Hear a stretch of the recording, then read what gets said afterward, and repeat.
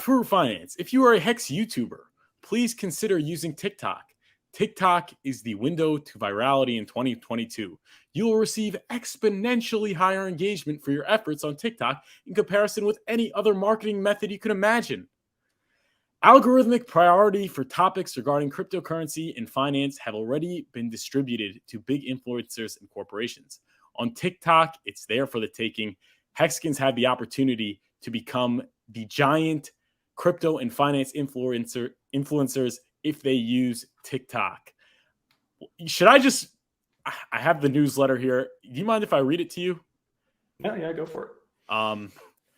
This is I didn't have so many like tweets and tabs to look at because I was spending time writing the newsletter. I write it every Friday. Sign up to the newsletter in the description below. Links in the description. This is with regards to TikTok, so I felt may as well just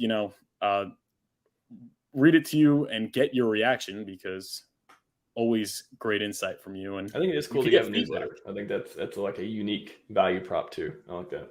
Yeah, thank you. And links in the description. Just put your email in. It's end-to-end encrypted. It's private. You could always unsubscribe. That's what people don't realize. You just press the unsubscribe button. You're not getting it anymore. So here we go. This is something I think people, the reason why I've been shilling TikTok so much is because Hexicans are talking, we're pre-viral, we're not there yet. We need virality. And I think if we have a paradigm shift in the approach towards virality, there will be virality very, very soon. So it's a very important newsletter, and please sign up in the description below. But here we go.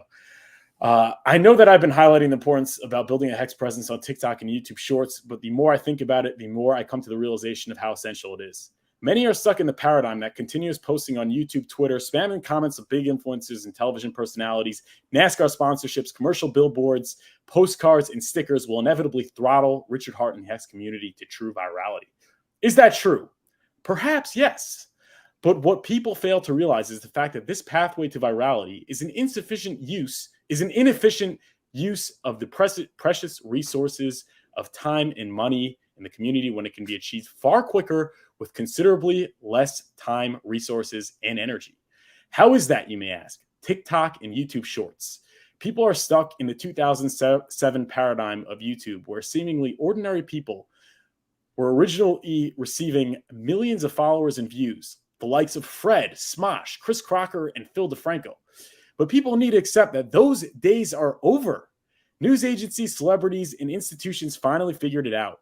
Their legacy, reach, and promotional budget has put them first on the algorithm for all mainstream topics, making it the prospect of achieving organic adoption almost impossible. With TikTok and YouTube Shorts, this is not yet the case. The institutions have yet to truly figure it out, as displayed by the atrocious format of their postings, and therefore giving smaller accounts a tremendous leg up in the algorithm and the opportunity to gain millions of followers on mainstream topics in a relatively short period of time. The efficiency of TikTok for achieving virality is displayed perfectly by the meteoric rise of Andrew Tate.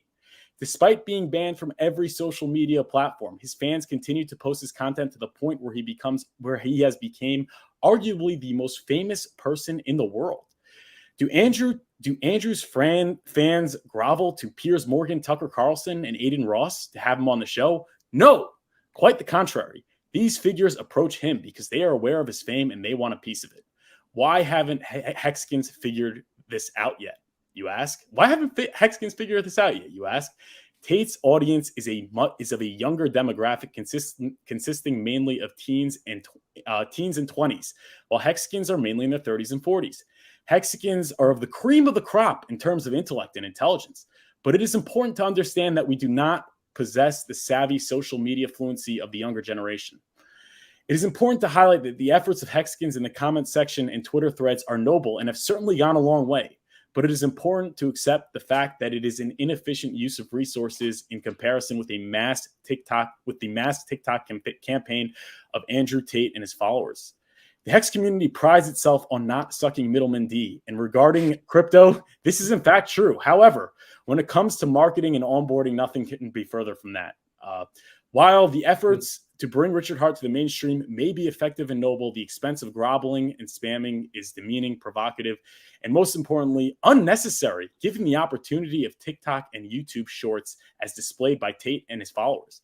A race car commercial, billboard, TV airtime, stickers, and postcards get people's attentions for minutes, for seconds, if not minutes. For minutes, if not seconds. While gaining favor in the eye of the TikTok algorithm is eternal. My friend came to me. He's like, I can't use YouTube Shorts anymore because all I see is Andrew Tate. That's where I say game robot. Hex is second to none as a cryptocurrency, and despite his controversy, Richard Hart is far more digestible to the mainstream than Andrew Tate, and his fan base is as crazy about him and his content, if not more.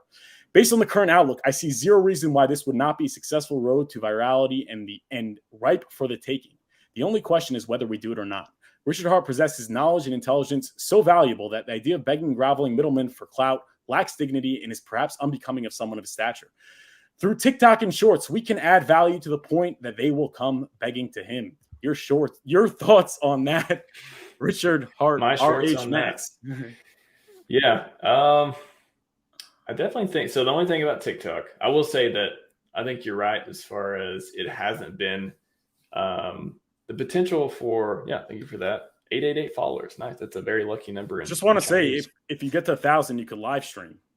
That's huge. Oh, is that the thing? Okay, cool. Yeah. Actually, I have like a social media manager doing like so if you do not mess with me on TikTok because I will not see it because I have a lot of these videos getting clipped and all that stuff. But I will say that the opportunity, as you mentioned, that was back in 2007 with like Facebook and YouTube and stuff like that, maybe a decade ago or so, with TikTok, assuming it doesn't get banned, assuming it doesn't have, I mean, there's a lot of, it's hard to say what the government's going to do. And there's actually a lot of data on the side of it is, this PSYOP type thing that's, very different in one country versus another and all that stuff. Won't get into that. But anyways, if it stays around or if it's changed, interesting if it changes, will it still be effective?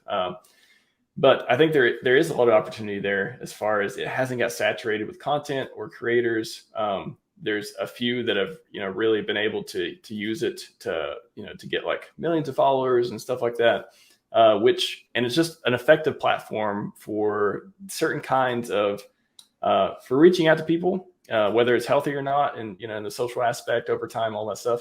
Regardless of that, it is an effective way of reaching out to people that is not saturated. Now, I'm still bullish on YouTube. I'm still bullish on what they're doing with Shorts and what they're doing. I mean, so YouTube Shorts, for example. TikTok is great too, but YouTube Shorts, that is the one place that if you want to not compete with every other video in the planet, and if you don't have a lot of subs and stuff, do some Shorts. That's if you have like 5 subs and you do a short that's just like that hits some keywords, or it's a really cool video. It could be about food. It could be about cars. It could be about whatever. You could get like 4K views. It could go like, baby viral, and you could get a bunch of subs and stuff from that. So yeah, if you're doing YouTube, I'd say Shorts is definitely not saturated at this point, but over time, it may become that. But TikTok, it's a place that, especially if you want to connect with the younger generation, there's a lot of Hexicans on Instagram, not nearly as many that I've seen on TikTok at least. So I would say that if you're on Instagram and you're posting videos and pictures and stuff like that, then I would say at least register a TikTok account. And then, maybe you can use some cross promotion tool or some cross posting tool and stuff like that. But yeah, I think having a bigger presence on platforms that a younger generation is using, and they're growing up, they're going to learn about, DeFi, they're going to learn about crypto, or they're already in it. Let's feed them some healthy ones. Let's get them into a healthy ecosystem. And TikTok is one of the ways we can do that for sure.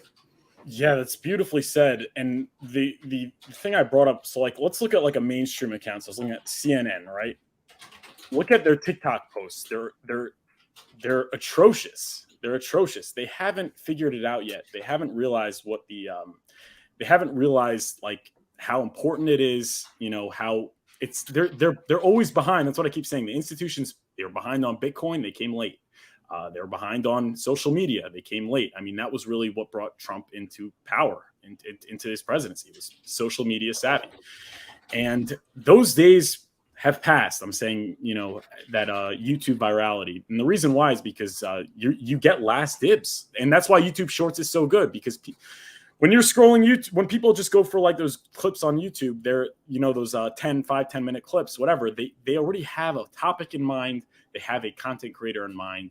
They're just searching it and they're going to it. But when they're on their shorts, when they're on the shorts feed or they're on TikTok, they get things brought to them. And if the algorithm sees Richard Hart content, people are staying there, people's eyes are glued there, they're watching it for the full duration, they're going to serve it more. That's how it works. And you look at what happened. Andrew Tate is a perfect example. He's a little bit controversial. Same thing as Richard Hart, not as controversial, but controversial. Diehard audience, they got to the promised land through TikTok and YouTube Shorts because people couldn't get away from it. He was charismatic. He comes across your screen. You're going to watch it. You might watch a little more. And then you'll cross-pollinate. You're going to go maybe see some of the stuff on YouTube or some of the stuff on Instagram and all those things.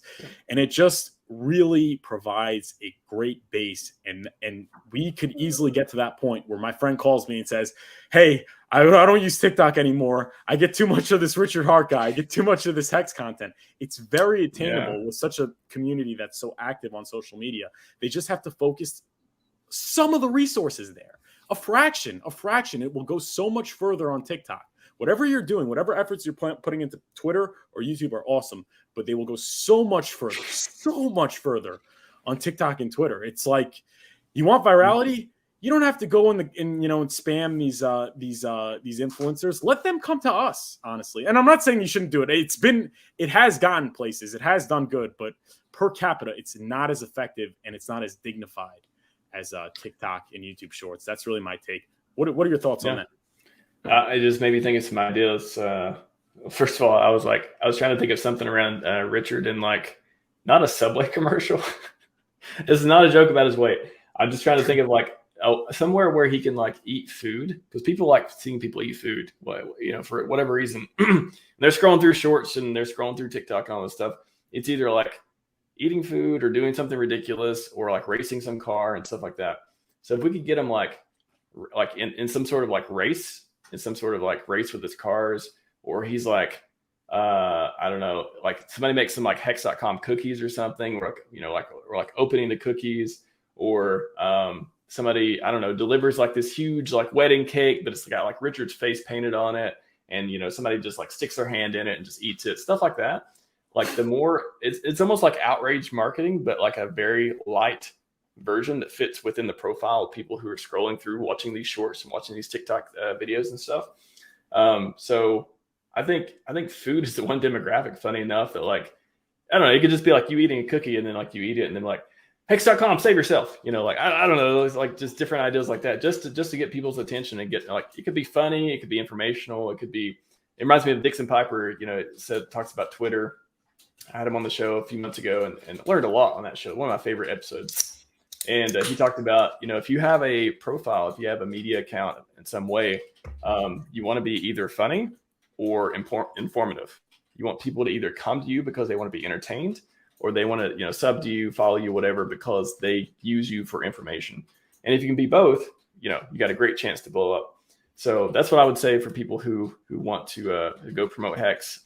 Do something around what the platform is already good at, but put Hex in there in some way, or put Richard in there in some way. And that's a great point. And let me say why, because if you want to become a car influencer, you want to become a, chef influencer, like a food influencer, you want to become a political influencer, whatever, all the types of figureheads that, Hexkins plead in the comment section to have Richard Hart on. If you focus your time and attention on that on TikTok and YouTube Shorts, you could get there. Now's the time to get there. Like, if you really are focused on it, you could get there. And then imagine having somebody that's into food or into cars or into whatever it is they're into that has 100,000 followers on TikTok and it's also a Hexkin.